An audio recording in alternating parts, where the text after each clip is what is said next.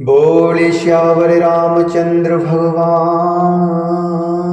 की जय। महर्षि वाल्मीकि भगवान की जय। श्री हनुमान जी महाराज की जय।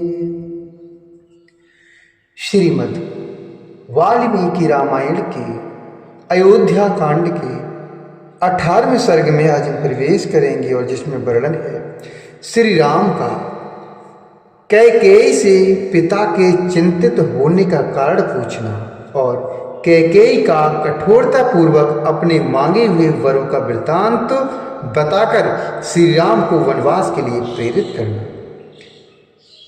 महल में जाकर श्री राम ने पिता को कैकेयी के साथ एक सुंदर आसन पर बैठे देखा।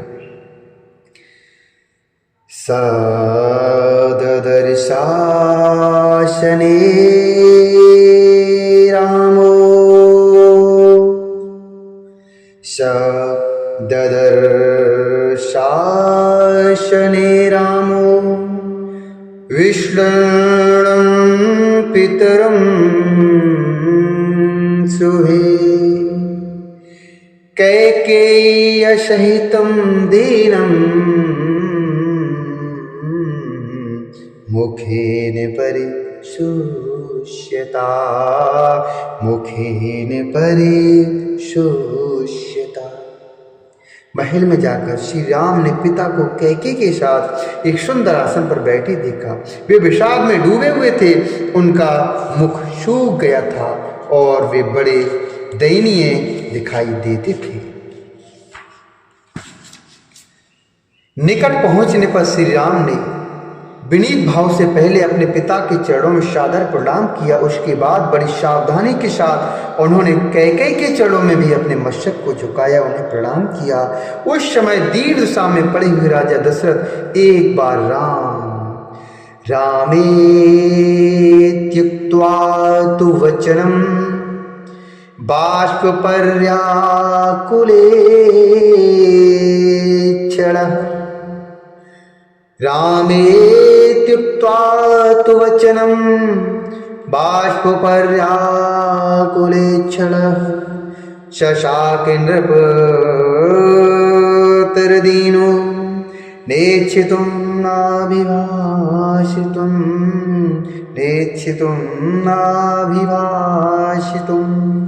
उसी समय दीन दशा में पड़े हुए राजा दशरथ एक बार राम ऐसा कहकर चुप हो गए। इससे आगे उनसे बोला नहीं गया। उनके नेत्रों में आंसू भर आए, अतः वे श्री राम की ओर न तो देख सके और न उनसे कोई बात ही कर सके। राजा का वह अभूतपूर्व भयंकर रूप देखकर श्री राम को भी भय हो गया, मानो उन्होंने पैर से किसी सर्प को छू दिया। राजा की इंद्रियों में प्रसन्नता नहीं थी और वे शोक और संताप से दुर्बल हो रहे थे। बारंबार लंबी सांसें भरते थे तथा उनके चित्त में बड़ी व्यथा और व्याकुलता भी थी। वे ऐसे दिखते थे मानो तरंगमालाओं से उपलक्षित अक्षोभ्य समुद्र क्षुब्ध हो उठा हो, शूर को राहु ने ग्रस लिया हो अथवा किसी महर्षि ने झूठ बोल दिया हो। राजा का वह शोक संभावना से परे था। इस शोक का क्या कारण है, सोचते हुए श्री रामचंद्र जी पूर्णिमा के समुद्र की भांति अत्यंत विक्षुब्ध हो उठे। पिता के हित में तत्पर रहने वाले परम चतुर श्री राम सोचने लगे कि आज ही ऐसी क्या बात हो गई जिससे महाराज मुझसे प्रसन्न होकर बोलते नहीं। और दिन तो पिताजी कुपित होने पर भी मुझे देखते ही प्रसन्न हो जाते थे, आज मेरी ओर दृष्टिपात करके उन्हें क्लेश क्यों हो रहा है। यह सब सोचकर श्री राम दीन से हो गए, शोक से कातर हो उठे। विषाद के कारण उनके मुख की कांति फीकी पड़ गई। वे कैकेयी को प्रणाम करके उसी से पूछने लगे, हे मां, कच्चिन्मया नापराधं ज्ञानादयेन मे पिता कुपितैस्तन्ममाच्छयः त्वमेवैनं प्रसादय कुपितैस्तन्ममाच्छयः त्वमेवैनं प्रसादय। हे माँ, मुझसे अनजान में कोई अपराध तो नहीं हुआ है अर्थात मुझसे कोई अनजान में कोई अपराध तो नहीं हो गया है जिससे पिताजी मुझ पर नाराज हो गए हैं। तुम यह बात मुझे बताओ और तुम ही इन्हें मना दो। ये तो सदा मुझे प्यार करते थे, आज इनके मन में इनका मन इतना प्रसन्न क्यों हो गया है? देखता हूँ ये आज मुझसे बोलते तक भी नहीं है। इनके मुख पर विषाद सा छा रहा है और ये अत्यंत दुखी हो रहे हैं। कोई शारीरिक व्याधि जनित संताप अथवा मानसिक अभिताप अर्थात चिंता तो इन्हें पीड़ित नहीं कर रही है, क्योंकि मनुष्य को सदा सुख मिले ऐसा संयोग प्रायः दुर्लभ होता है। ऐसा संयोग प्रायः दुर्लभ होता है। प्रिय दर्शन कुमार भरत, महाबली शत्रुघ्न अथवा मेरी माताओं का तो कोई अमंगल नहीं हुआ है। महाराज को असंतुष्ट करके अथवा इनकी आज्ञा न मानकर और इन्हें कुपित कर देने पर मैं 2 घड़ी भी जीवित रहना नहीं चाहूँगा। मनुष्य जिसके कारण इस जगत में अपना प्रादुर्भाव अर्थात जन्म देखता है, उस प्रत्यक्ष देवता पिता के जीते जी वह उसके अनुकूल बर्ताव क्यों ना करेगा? वह उसके अनुकूल बर्ताव क्यों ना करेगा? कहीं तुमने तो अभिमान या रोष के कारण मेरे पिताजी से कोई कठोर बातें तो नहीं कह डाली जिससे इनका मन दुखी हो गया हो? हे देवी, मैं सच्ची बात पूछता हूँ, बताओ किस कारण से महाराज के मन में आज इतना विकार अर्थात संताप है? इनकी ऐसी अवस्था तो पहले कभी मैंने आज तक नहीं देखी थी। हे महात्मा श्री राम के इस प्रकार पूछने पर अत्यंत निर्लज्ज कैकेयी बड़ी ढिठाई के साथ अपने मतलब की बात इस प्रकार बोली। हे राम, महाराज कुपित नहीं है, न राजा कुपितो राम व्यसनमुनाश किंचन किंचन मनोगतम त्वस्य तद्भयानुभाषते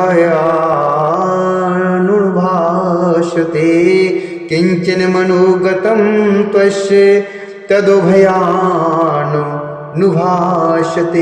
ही राम, महाराज कुपित नहीं है और न इन्हें कोई कष्ट ही हुआ है। इनके मन में कोई बात है जिससे तुम्हारे डर से ये कह नहीं पा रहे हैं, जिससे तुम्हारे डर से ये कह नहीं पा रहे हैं। तुम इनके प्रिय हो, तुमसे कोई अप्रिय बात कहने के लिए इनकी जुबान नहीं खुलती, किंतु इन्होंने जिस कार्य के लिए मेरे सामने प्रतिज्ञा की है उसका तुम्हें अवश्य पालन करना चाहिए।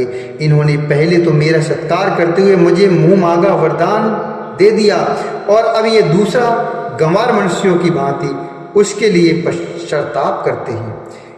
ये प्रजानाथ पहले मैं दूंगा,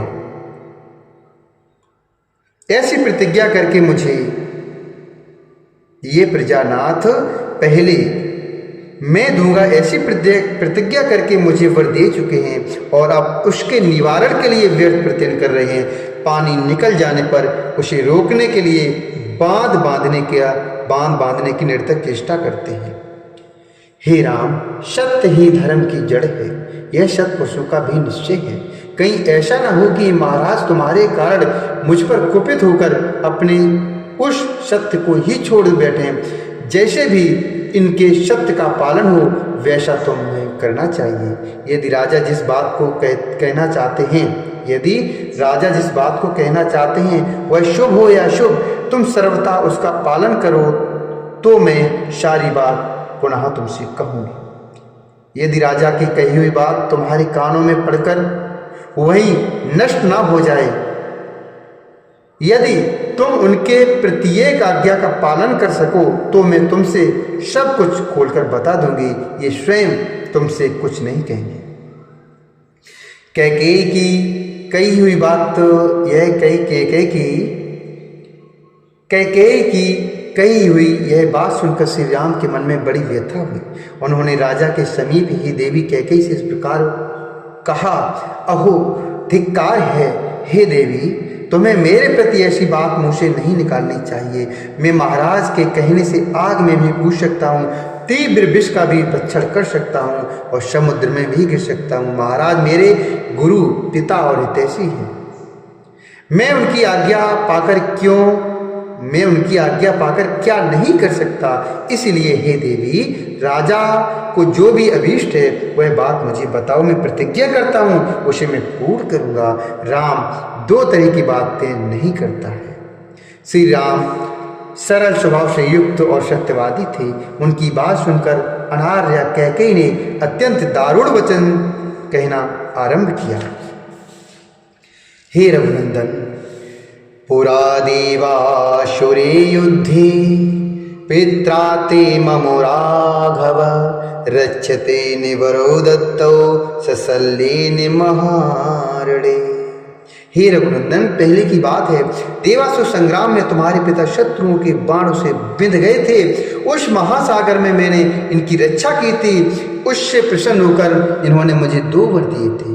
हे राघव, उन्हीं में से एक वर के द्वारा तो मैंने महाराज से यह याचना की है कि भरत का राज्याभिषेक हो, और दूसरा वर यह मांगा है कि तुम्हें आज ही दंडकारण्य में भेज दिया जाए।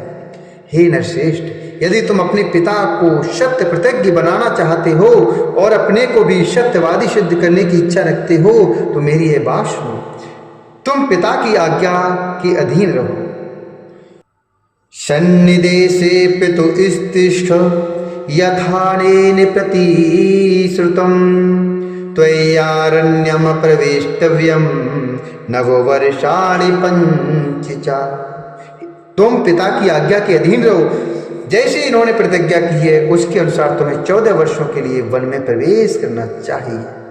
हे रघुनंदन राम, राजा ने तुम्हारे लिए जो यह अभिषेक का सामान जुटाया है उस सब के द्वारा यहाँ भरत का अभिषेक किया जाए, और तुम इस अभिषेक को त्याग कर 14 वर्षों तक दंडकारण्य में रहते हुए जटा और चीर धारण करो। कौशल्य रेस की इस वसुधा का जो नाना प्रकार की रथों से भरी पूरी और घोड़े तथा रथों से व्याप्त है, भरत शासन करें। बस इतनी ही बात है, बस इतनी ही बात है।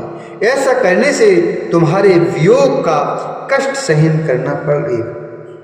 ऐसा करने से तुम्हारे वियोग का कष्ट सहन करना पड़ेगा। यह सोचकर महाराज करुणा में डूब रही हैं। इसी शोक से इनका मुख सूख गया और इन्हें तुम्हारी ओर देखने का साहस नहीं होता।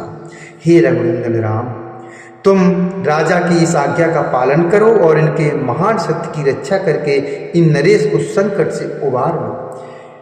कैकेयी के इस प्रकार कठोर वचन कहने पर भी श्री राम के हृदय में शोक नहीं हुआ, परंतु महानुभाव राजा दशरथ पुत्र के भावी वियोग जनित दुख से संतप्त एवं व्यथित हो उठे।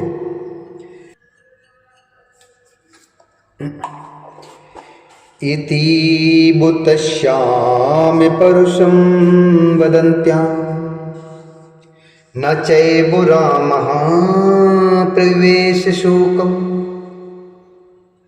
इति बुतश्याम परुषं वदन्त्यां न चैव रामः प्रवेश शोकम्। प्रविव्यथे चापि महानुभावो राजा च पुत्र व्यसनाभितप्तः। राजा च पुत्र व्यसनाभितप्तः। इत्यार्षे श्रीमद् रामायणे वाल्मीकि काव्ये अयोध्याकाण्डे 18 सर्गः। इस प्रकार श्री वाल्मीकि नृवृतार्ष रामायण आदि काव्य की अयोध्या कांड में 18वां सर्ग पूरा हुआ। बोले श्यावर रामचंद्र भगवान की जय, महर्षि वाल्मीकि भगवान की जय, श्री हनुमान जी महाराज की जय।